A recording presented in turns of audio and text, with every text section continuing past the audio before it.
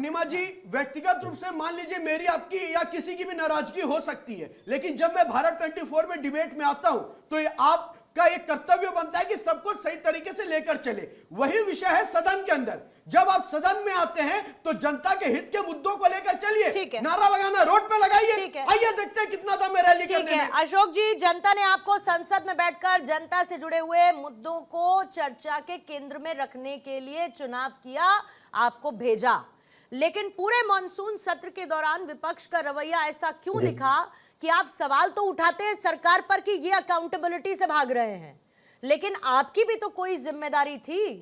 ये क्यों ना कहा जाए कि विपक्ष भी पूरे सत्र के दौरान अपनी उस जिम्मेदारी से भागा जिसके लिए उसका चुनाव इस सदन में बैठने के लिए किया गया था। विपक्ष ने अपनी जिम्मेदारी और संवैधानिक जिम्मेदारी का निर्वहन पूरी तरह से किया है, क्योंकि संविधान ने जो विपक्ष की संरचना की थी वो इसीलिए की थी कि वो सरकार को आईना दिखाए, सरकार से सवाल पूछे, जनहित से जुड़े मुद्दे को संसद में उठाए। लेकिन जब सरकार की जो जिम्मेदारी होती है, क्या उस जिम्मेदारी को प्रधानमंत्री या गृह मंत्री ने निभाया, ये देश की जनता सुनना चाहती, देखना चाहती है। 20 तारीख से संसद सत्र शुरू होता है और 12 तारीख को अमित शाह जी का जमीर जगता झकझोरता है कि अमित शाह जी उठ जाइए, संसद में आपको जाना है। तो 22 दिन तक अमित शाह जी का जमीर सोया रहा और अचानक से उनके ज्ञान चक्षु खुलते अमित शाह जी के, तो उठो अमित शाह चलो संसद। इस तरह से देश का गृह मंत्री काम करेगा। आपने पूरा संसद को बर्बाद करने का ठेका अगर किसने लिया तो मोदी सरकार ने लिया, गृह मंत्री प्रधानमंत्री जी ने लिया है। और सिर्फ विपक्ष के ऊपर दोषारोपण करने के लिए संसद सत्र के समाप्ति से 2 दिन पहले गृह मंत्री जी का नाटक। तो आप चाहते हैं कि इस पूरे रवैये के लिए विपक्ष को बाइज्जत बरी कर दिया जाए? पूरी तरह से सरकार कैसे? जब सर्वसम्मति की बातें होती रही Ashok ji, and let's be logical enough, कैसे चर्चा होगी, कैसे संवाद होगा जब सर्वसम्मति बनेगी? अगर गृह मंत्री को जवाब नहीं देना होता तो आज वो सदन में मौजूद क्यों रहते?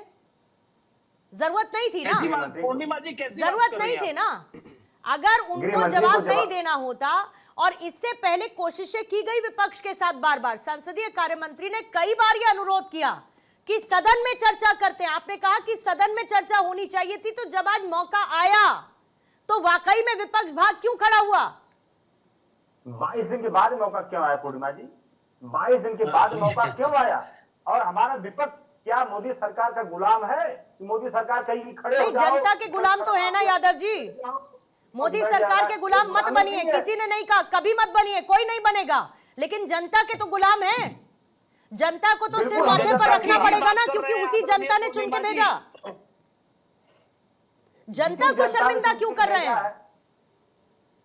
पूर्णिमा जी, जनता को शर्मिंदा किसी ने किया तो मोदी सरकार ने किया है। अभी 2013 के पहले जब भारतीय जनता पार्टी विपक्ष में थी तो इनके नेता संसद सत्र को बर्बाद करने को लेकर के तमाम फायदे गिनाते थे।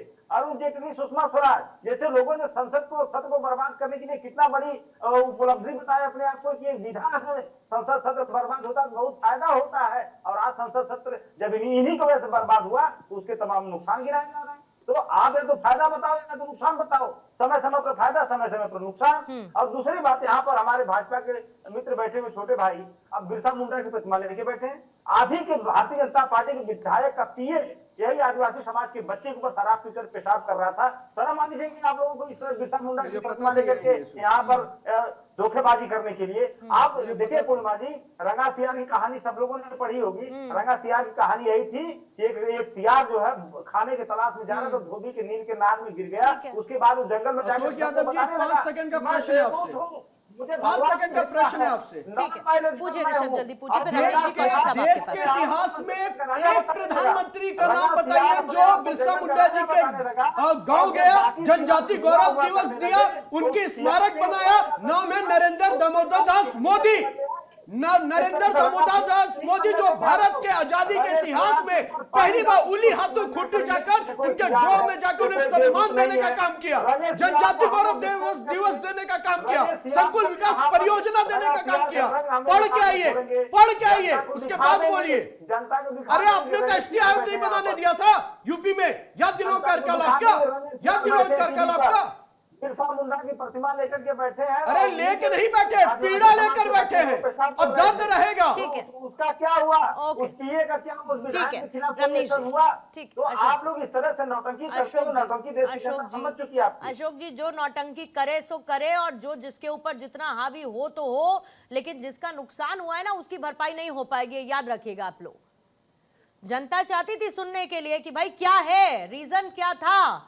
जो सवाल आप लोग पूछ रहे थे जनता आपके साथ थी, सुनना चाहती थी। आपने बहुत बड़ा मौका खो दिया साहब। अब मौका क्यों खो दिया रमनीश जी? कि पहले तो जवाब मांगा, जब जवाब का समय आया तो फिर सर्वसम्मति नहीं बनी, इंटरेस्टेड नहीं है हम, ये तो इनका इमेजिनेशन होगा। डर था क्या विपक्ष को कि अमित शाह जब अपनी बात रखेंगे तो इनका नैरेटिव कमजोर पड़ जाएगा? बिल्कुल बिल्कुल।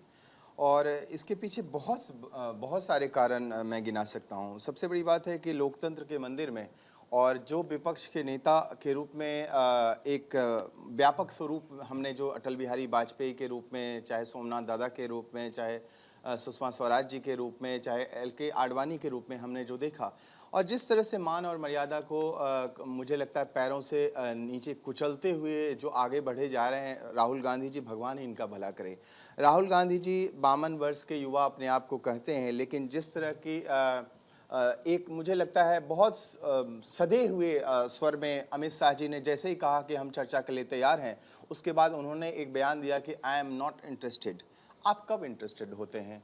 जब आपके हिंडनबर्ग का मामला जब आता है तो आप सदन से वॉकआउट कर जाते हैं। जब आप अडानी का मामला आता है तब आप वॉकआउट कर जाते हैं। जब धारा 370 की बात आती है तब आप वॉकआउट कर जाते हैं। जब वोमेन बिल विधेयक जो लेके आया जाता है लोकसभा में, उस समय भी महिला विधेयक बिल जब लाया जाता है तब उस समय आप वॉकआउट कर जाते हैं। राम मंदिर के मामले में तब आप वॉकआउट कर जाएंगे, भाग जाएंगे। कब तक भागते रहेंगे राहुल गांधी जी? राहुल गांधी जी भागो मत, डरो मत। आप डर किससे रहे हो? हेमंत सोरेन से डर रहे हो क्या? हेमंत सोरेन से डर रहे हो? इरफान अंसारी से डर रहे हो? इरफान अंसारी को यदि वहां पे शिक्षा मंत्री से हटा दिया जाता है तो आप हॉर्स राइडिंग का जो चाहे दुमका में, रांची में और धनबाद में ये सारे जो लोग करते हैं, इनके लिए जो गोटियां सेट करते हैं वो कौन करेगा फिर वहां पे? उसके बाद एक नैरेटिव ये भी तो है कि मुसलमान वहां के नाराज हो जाएंगे। तो और सबसे बड़ी बात है हेमंत सोरेन से इनकी हिम्मत नहीं है, क्योंकि जमीन मामले में अभी वो जमानत पे चल रहे हैं। खास करके उनकी बात की जाए, मनी लॉन्ड्रिंग और ये खास करके जो क्या कहते हैं लैंड एक्विजिशन मामले में चल रहे हैं। और मैं कहना चाहता हूं कि सबसे बड़ी बात है कि कर्नाटका में 80 लाख में पदों को बेचा जा रहा है। कर्नाटका की परीक्षा की बात करूं, केरला लोक सेवा आयोग की बात करूं, वहां पे बहुत बड़ी धांधली है। और खास करके यहाँ पे जो मुख्य सचिव हुआ करता था हेमंत सोरेन का, आज JSSC का जो चेयरमैन था उसको आप भले ही हटा देते, लेकिन ये सारा मामला उसी से तो जुड़ा हुआ है, सीधा मामला हेमंत सोरेन से जुड़ा। और मुझे लगता है कि ये जो मामला है, ये जो लालू प्रसाद यादव ने घोटाला किया था, चारा घोटाला, उससे भी बड़ा घोटाला है। इसमें खास करके छात्रों, जो खास करके जो भोले भाले छात्र हैं, जो रांची के, झारखंड के, उनके साथ मुझे लगता है कत्ल किया गया है। 80 लाख में 1 करोड़ में वहां पे ACS के पद की बात करूं, चाहे हम FRO की बात करूं, चाहे CDP की बात करूं, ये सारे पद वहां पे बेचे गए हैं। और फार्मेसी विवाद यहां पे जब होता है तो सवाल नहीं पूछा जाता मनीष सिसोदिया से, अरविंद केजरीवाल से, भगवंत मान से, उनसे मांगने की हिम्मत नहीं है आपकी। क्यों नहीं मांगने जाते हैं आप अपने आप को कहते हैं ना बहुत बड़े युवा हैं, आप तो बहुत बड़े सिरमौर मानते हैं ना अपने आप को,